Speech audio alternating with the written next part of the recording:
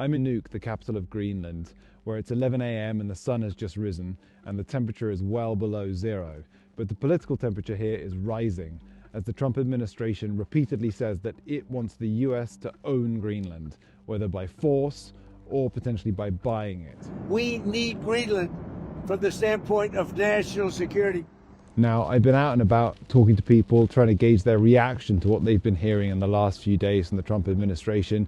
And really what you're sensing here is a sense of disbelief, but also there's a certain degree of acceptance. What was initially viewed as something of a joke here, that the US could forcibly either buy or take over this piece of the world, has now morphed into an acceptance that this actually could happen.